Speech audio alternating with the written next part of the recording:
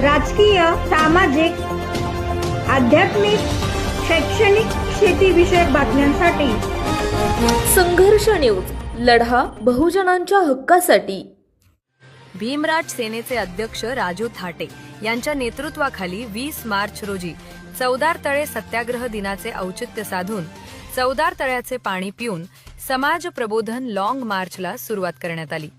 या मार्चचे उद्घाटन महाराष्ट्र वन विभागाच्या अधिकारी माधवी जाधव यांच्या हस्ते करण्यात आले.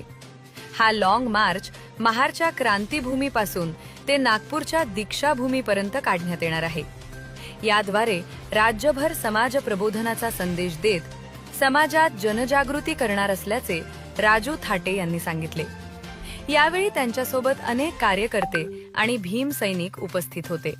ज्या महापुरुषांनी संघर्ष केला त्या संघर्षाच्या माध्यमातून आमच्या जीवनाचं सोनं झालं. महामानव डॉक्टर बाबासाहेब आंबेडकरांच्या उपकारावर आपण जगणारी माणसं आहोत. अरे ज्या वेळेस या देशामध्ये आम्हाला जगण्याचा अधिकार नव्हता, कपडे घालण्याचा अधिकार नव्हता, पाणी पिण्याचा अधिकार नव्हता, त्यावेळेस माझ्या बाबासाहेबांनी 99 वर्षापूर्वी या महाडच्या ठिकाणी पाण्यासाठी संघर्ष केला. अरे लोक कशासाठी संघर्ष करतात? कोणी नोकरीसाठी करतं, कोणी स्वतःच्या खुशीसाठी करतं. अरे आम्हाला जेवण खाणं पिणं काही भेटत नव्हतं, साधं पाणीही भेटत नव्हतं. पाण्यासाठी संघर्ष या सगळ्यात जर कधी झाला असेल तो महाडमध्ये महामानव डॉक्टर बाबासाहेब आंबेडकरांनी केला. का संघर्ष केला?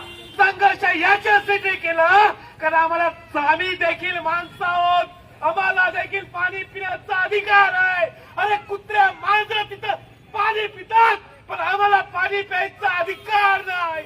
यासाठी सगळून या मनुवादाच्या छाताळावर बसून या महाडच्या क्रांतीभूमीमध्ये महामानव डॉक्टर बाबासाहेब आंबेडकरांनी जी क्रांती केली त्या क्रांतीला नतमस्तक होण्यासाठी आज आम्ही या ठिकाणी आलेलो आहोत. अरे माझ्या बाबासाहेबांनी का क्रांती केली? कारण या हिंदू धर्मानुसार अरे आम्हाला माणसं समजली जात नव्हती. देव धर्माच्या नादी लागलो होतो, बुवाबाजीच्या मागे लागलो होतो. हे मरिया आहे तो बाबा याच्या पाठी आम्ही जायचो आणि आमचं आयुष्य उद्ध्वस्त करून घ्यायचो. आम्हाला बाबासाहेबांनी सांगितलं अरे तुम्ही शिक्षण घ्या. तुम्ही ज्या वेळेस तुम्ही शिक्षण घेणार तेव्हा तुमचं मस्तक पुन्हा सामने नतमस्तक होणार नाही. परंतु लाज वाटते, शरम वाटते. ज्या नागपूरमध्ये महामानव डॉक्टर बाबासाहेब आंबेडकरांनी दीक्षा दिली आणि तो सद्धम्म आम्हाला दिला, आम्हाला माणसात माणूस म्हणून जगण्याचा अधिकार दिला. शर्मेची बाब वाटते. त्या नागपूरमध्ये टाकळघाट नावाचं गाव आहे. त्या गावामध्ये महामानव डॉक्टर बाबासाहेब आंबेडकर आमचे तथागत भगवान गौतम बुद्धांचे रोज विठंबले होते. अरे बुद्धांची मूर्ती, बाबासाहेबांचा फोटो आणि त्याच्या समोर कोणाच्या अंगात येऊ शकते का? मी तर म्हणतो एका बापाची कोणी औलाद असेल ना तिच्या अंगात कधी येणार नाही. हे साले दोन बापाची औलाद आहे, या दोन बापाची औलाद आहे. त्यांच्या बाबासाहेबांच्या समोर त्यांच्या अंगात येते. गंडे दोरे घालता. अरे गंडे दोरे घालणं बाबाला सांगलं होतं का? अरे बाबासाहेबांना सांगितलं होतं विज्ञानवादी धम्म तुम्हाला देतो, त्या विज्ञानवादी धम्मानुसार चला. इथं गंडे दोरे घालता तुम्ही, नवास मागता. अरे तुम्हाला पोरगा होईल की पोरगे होईल अल्ट्रा सर्जरी केल्यानंतर माहित पडतं. तो कोणता येडपट बाबा तुम्हाला सांगू शकतो तुम्हाला पोरगी होईल की पोरगा होईल? मग हे करतं कोण? हे करणारे हे तथाकथित बौद्ध. अरे तुम्ही लाज वाटली पाहिजे. बाबासाहेब आंबेडकरांनी तुम्हाला माणसात आणलं आणि सगळ्यावर सारखे जगतायत तुम्ही तुमच्या आणि हे करण्यासाठी. तो दीक्षाभूमीचा अध्यक्ष फंते सरई सुसई. अरे तू किती हरामखोर आणि नालायक आहे.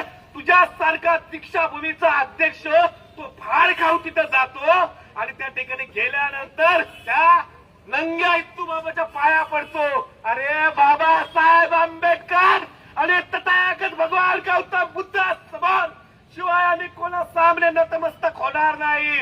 मग तू आमच्या समाजाला कुठल्या दिशेने घेऊन चाललास? या अशा माणसाला दीक्षाभूमीच्या अध्यक्षपदी ठेवलं पाहिजे का? दीक्षाभूमीची जबाबदारी आहे. या पाखंडातून, या थोतांडगिरीतून, या बुवा बाजीच्या फांद्यातून आम्हाला बाहेर ज्या महामानवाने काढलं, जिथं दीक्षा घेतली त्या ठिकाणी तुम्ही अशी नाजायज कृत्य करताय. तुम्ही देखील नाजायज अवलादी आहात. अरे बाबासाहेबांचं आणि बुद्धाचं रक्त जर तुमच्यात असतं तर हे घाणेरडं काम तुम्ही नाही केलं असतं. काय पाहिजे तुम्हाला? अरे तुला जे करायचं ते करा ना. अरे जे बुवाबाजी करायची करा, तुमच्या घरात करा. बाबासाहेबांच्या फोटो समोर आणि बुद्धांच्या बुद्ध विहारात जर याच्या पुढे आपण या थोतांडगिरी जर केली ना, तर यापुढे हे भीमसैनिक सहन करणार नाहीयेत. आज या महाडच्या क्रांतीभूमीमध्ये महामानव डॉक्टर आंबेडकरांनी ज्या पाण्याला आग लावली, त्या आगीची ऊर्जा घेऊन निघालोय दीक्षाभूमीच्या दिशेने. यानंतर मुंबईला चैत्यभूमीमध्ये जाऊन महामानवाला नतमस्तक होणार. मग ठाणे, नाशिक, जळगाव, औरंगाबाद, जालना, बुलढाणा, अकोला, अमरावती करत मग त्या हरामखर गुणवंत बाबाच्या अमरावती, यवतमाळ आणि वर्ध्यानंतर नागपूरमध्ये जाऊ. मी या ठिकाणी सांगतो त्या टाकड घाटच्या इत्तू बाबाच्या त्या कमिटीच्या लोकांना, हा बाबाचा बच्चा इथून निघालेला आहे. तुमच्या बापाला पण घाबरणार नाही. बाबासाहेबांना सांगितलं होतं, ज्या वेळेस बाबासाहेबांनी दीक्षा घेतली त्यावेळेस भंतीजी म्हणाले होते, बाबासाहेब तुमचा समाज ह्या अंध रूढी परंपरामध्ये अडकलेला आहे आणि हा समाज बुद्धाचा धम्म देखील वाटवेल. माझ्या बापाने छाती ठोकून सांगितलं होतं, अरे माझी येणारी पिढी या बौद्ध धम्माला मजबूत करेल आणि ते करण्यासाठी ते जीवाचं बलिदान देतील. हा राजू थाटे तयार आहे जीवाचं बलिदान द्यायला. हा राजू थाटे तयार आहे जीवाचं बलिदान करायला. परंतु बाबासाहेबांनी जो विश्वास दाखवला होता की येणारी पिढी हे बौद्ध धर्माला मजबूत करेल, ते करण्याचं काम आम्ही करू. आमच्यावर गुन्हे दाखल करता, त्या इत्तू बाबाच्या भक्तांच्या भावना दुखवला म्हणून आमच्यावर गुन्हे दाखल करता. अरे गुन्हे दाखल काय करता? अरे कोणी झाला तरी आम्ही काय मागे हटणार नाही. हा लॉंग मार्च इथून निघणार आहे आणि जोपर्यंत अनिष्ट प्रथा बंद होणार नाही तोपर्यंत आम्ही घरी येणार नाही. आमच्या घरच्यांना सांगतोय, आलो तर तुमचा नाही तर बाबासाहेबांच्या विचारांचा. त्याच्यासाठी हा राजू थाटे जीवाचं बलिदान करेल. जय भीम, जय भीम. अरे जय जय जय जय जय भीम. अरे जय जय जय जय जय भीम. डॉक्टर बाबासाहेब आंबेडकरांचा, डॉक्टर बाबासाहेब आंबेडकरांचा, तथागत भगवान बुद्धांचा, तथागत भगवान बुद्धांचा. जय भीम.